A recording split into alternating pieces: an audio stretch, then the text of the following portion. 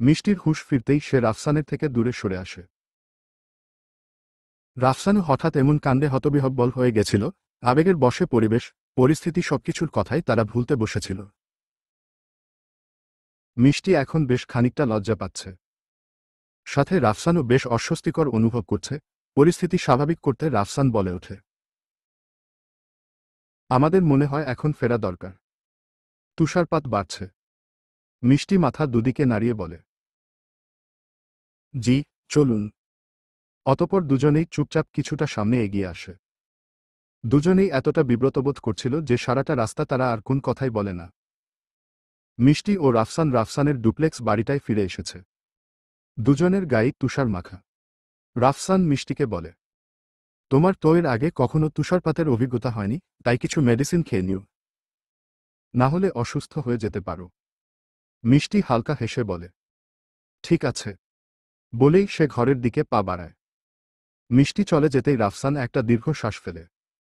তখনকার ঘটনাটা না চাইতেন বারবার তার মনে পড়ে যাচ্ছে।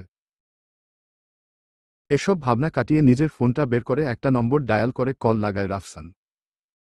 কিছুক্ষণ রিং হবার পর ফোনটা রিসিভ হতেই সে বলে ওঠে, আমার সাথে এখনই দেখা করতে চলে আসুন। এখনই মানে এখনই। আমি চাই না আর বেশি দেরি হোক, আর জায়গাটা আপনি জানেনই, আমাদের গোপন ডেরায়। অতপর সে ফোনটা রেখে চোয়াল শক্ত করে বলে, এবার সমস্ত সত্যটা আমায় যে করেই হোক জানতে হবে। রাফসান একটা চেয়ার দখল করে বসে আছে। তার সামনেই বসে আছে তার সেই গোয়েন্দা সহযোগী। রাফসান বেশ শক্ত স্বরেই তাকে জিজ্ঞেস করে, আপনি কি আমার থেকে কিছু লুকাচ্ছেন? বিপরীত পাশে বসে থাকা ব্যক্তিটি উত্তর দেয়, হঠাৎ আপনার এমন কেন মনে হলো? আমার কেন জানি খটকা লাগছে আপনার উপর। আপনি এর আগে আমাকে যথাসময়ে অনেক সঠিক সত্য দিয়েছেন। আপনার বুদ্ধিমত্তা এবং ক্ষমতা সম্পর্কে আমার বিন্দুমাত্র সন্দেহ নেই। কিন্তু কিছুদিন থেকে খেয়াল করছি আপনি অনেক তথ্যই গোপন করে চলেছেন। এই সন্ত্রাসী দলের মার্সেই শহরের প্রধান কে, সেই সত্য আপনার অনেক আগেই পাওয়ার কথা ছিল। কেননা ক্রিসমাস বাজারে যেদিন হামলা হলো সেদিনই তাকে ধরার প্রায় ৮০% কাজ হয়ে গেছিল। কিন্তু তারপর থেকে কিভাবে যেন আপনি ব্যাপারটা ধামাচাপা দিয়ে দিলেন। ব্যাপারটা আমার কাছে ঠিক লাগছে না। আপনি ভুল ভাবছেন, আমি কিছুই লুকাচ্ছি না। আর আমি কেনই বা কিছু লুকাতে যাব বলুন? আমিও সেটাই ভাবছি। কিন্তু কি জানেন, আমার মনে হচ্ছে আপনি আসল অপরাধীকে আড়াল করতে চাইছেন। সত্যিই কি এমন কিছু? আর যদি এমনও হয় তাহলে তার কারণ কি? অপরাধী কি আপনার খুবই কাছের কেউ? না, তেমন কিছু না। আচ্ছা, আপনি থাকুন। আমার কিছু জরুরি কাজ আছে। কাল ক্রিসমাস, তার প্রিপারেশন নিতে হবে তো। বলেই সেই ব্যক্তিটি বের হতে যাবে এমন সময় রাফসান বলে উঠল, কোন সত্য লুকিয়ে যদি আপনি অপরাধীকে সুযোগ করে দেন তাহলে কি আপনিও সেই অপরাধের ভাগ নিতে হবে এবং এই অপরাধের কর্মফলও আপনাকে ভোগ করতে হবে, যা নিশ্চয়ই আপনার জন্য ভালো হবে না। গোয়েন্দাটি কোন কিছু না বলেই বেরিয়ে গেল। আর ঠিক এমন সময় সেখানে এসে প্রবেশ করল মিষ্টি। মিষ্টিকে হঠাৎ দেখেই রাফসান বলে উঠল, তুমি হঠাৎ এখানে কেন? আপনি কার সাথে কথা বলছিলেন? আমি মনে হয় একটা মেয়ের কণ্ঠস্বর শুনলাম। কে ছিল এখানে? তেমন কেউ না। আপনি কি আমার থেকে কিছু লুকাচ্ছেন? যদি গোপনীয় কিছু হয় তাহলে নাই বলতে পারেন। তবে মিথ্যা বলবেন না প্লিজ। আসলে মিষ্টি, আমাদের এই মিশনে অনেক গোপন গোপন কাজ করতে হয়। অনেকেই এই মিশনে নিযুক্ত। তাই সব কিছু এত সহজে প্রকাশ্যে আনা ঠিক নয়। বুঝতেই পারছ, এই মিশনটার উপর পুরো পৃথিবীর নিরাপত্তা নির্ভর করছে। ঠিক বলেছেন আপনি। আচ্ছা, চলুন ডিনার করে নেবেন। আচ্ছা, চলো। পুরো মার্সেই শহরে আজ একটু বেশিই আলোকসজ্জা।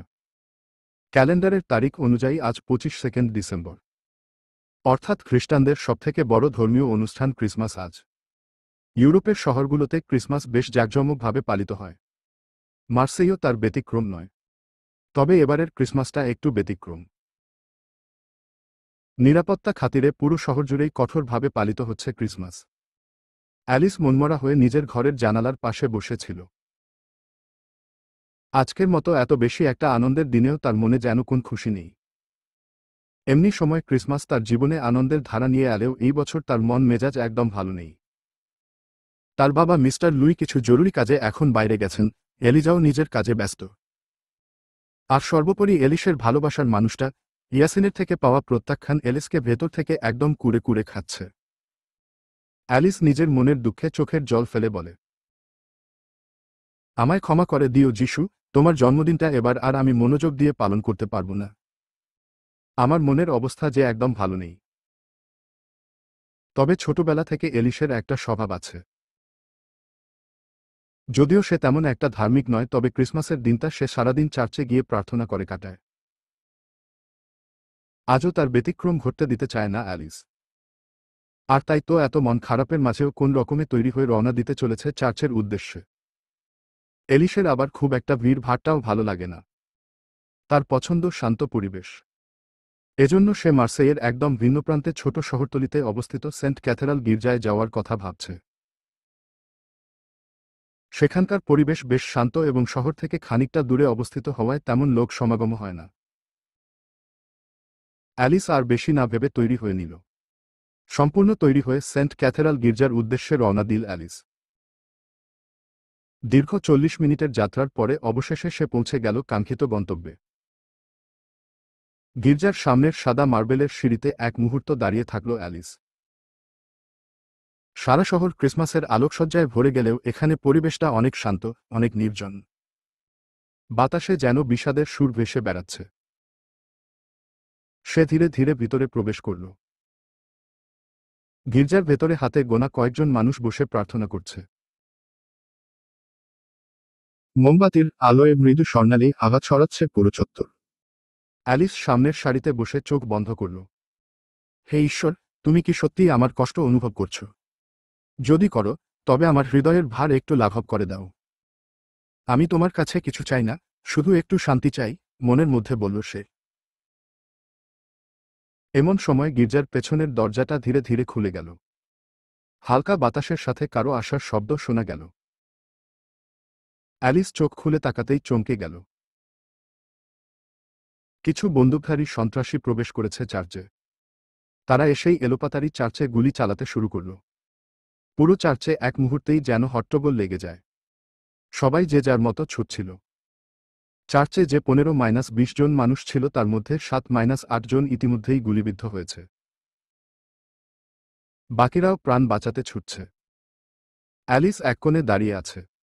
ভয়ে তার অন্তরাত্মা কাঁপছে। এমন সময় হঠাৎ এক বন্দুকধারী তার দিকে এগিয়ে এসে তার মাথায় বন্দুক তাক করে। অ্যালিস তার চোখের দিকে তাকায়, এই চোখ দুটো সে চেনে। নিমেষেই তার চোখ বেয়ে জল পড়তে লাগল। সে অস্ফুট স্বরে বলে উঠল, তুমি সন্ত্রাসী। চলবে। পরবর্তী পর্ব পেতে চ্যানেলটি সাবস্ক্রাইবও করুন।